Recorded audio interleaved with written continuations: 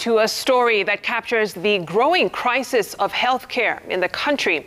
A family in Ngara, here in Nairobi County, is in a state of anguish following a fire incident that nearly claimed the life of their 41-year-old son. Boniface Waweru is lucky to have survived the incident, but life has never been the same after that for him. His mother is now his sole caregiver, with most of his bodily functions reduced to a painful struggle. Ben Kirui visited the family and filed the story. For 16 months now, this has been the life of 41-year-old Boniface Waweru and his mother, Waweru. Life has been turned upside down since that fateful day when Waweru was caught up in a fire at his rented single room in Railways area of Nairobi in August 2020. He is lucky to be alive, but the effects of what happened on that fateful night seem to get worse every day, nearly 2 years later. Tuliwazana na mama jioni, tukasema tutamkania kazi asubuhi. Mimi kwenda kwa nyumba nikapata kuna stima. Nikatoka nikaenda kwa duka nikanunua kando. Kununua kando nikakisha. Kwa kisha jamaa mwingine neighbor akakuja tukakaa kwa nyumba. Akaniwaza akaenda akaniambia ameenda kupika. Na akaniambia nizime kando.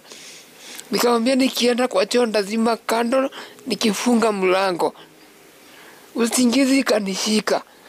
Kuanzia hapo na hapo hakuna kitu kingine najua nilijipata kwa hospitali.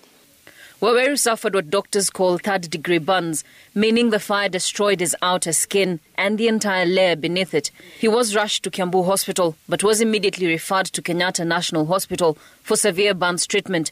He stayed in the ICU at the referral hospital for 2 months due to the severity of the burns.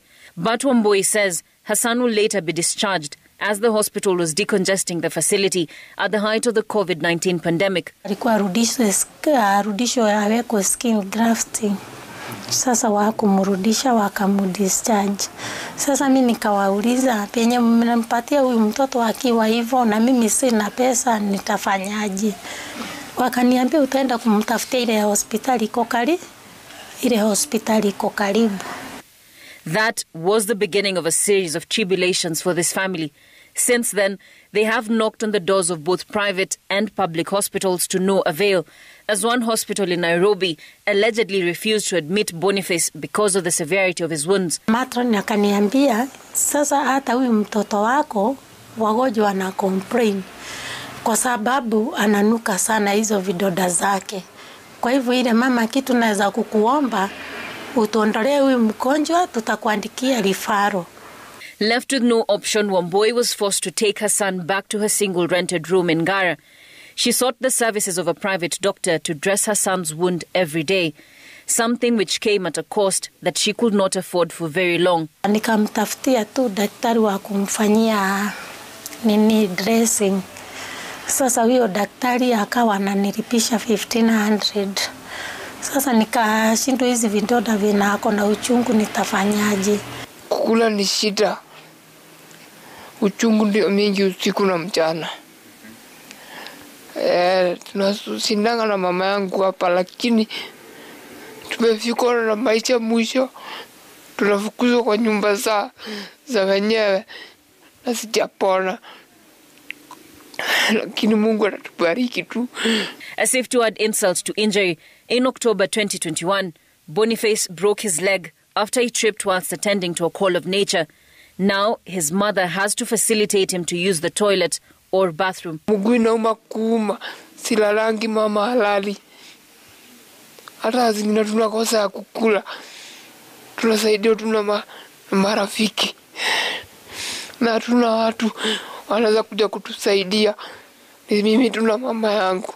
Mwezi wa 10 last year akienda kwa choo akaona giza. Kuona giza akaanguka. Kuanguka na kufunjika mguu. Sasa naye mashinda hapo ya mguu ikaanza hapo. Jisaidia ni hapa kwa ndoo. Nikishindwa mama ananiwekea shuka. Anaenda anamwagana. Anafua shuka. Hata ndo sasa kukalia ni shida juu mguu imevunjikia hapa kwa kiuno na hapa hivi nasikianga uchungu. Sasa hata ndo kukalia siku hizi ni shida. With the mounting challenges of life, Wambui has now run into rent arrears for the small restaurant that has kept the family going, as well as the house they currently occupy. They have until the end of January to clear the outstanding balances or face eviction. Kazi ndio imeharibika. Takikani kwa nyumba ina deni ya pesa mingi sana. Juu ya siku ya corona hakuwa na kazi, deni ikakuwa mingi. Sasa wataki kutuona. Sasa tunashindwa tufanye nini? Kama sasa inasikia uchungu, hata kama nikipeleka hospitali hatuna pesa ya kulipa. Waweru is one of the millions of Kenyans for whom decent healthcare remains a mirage.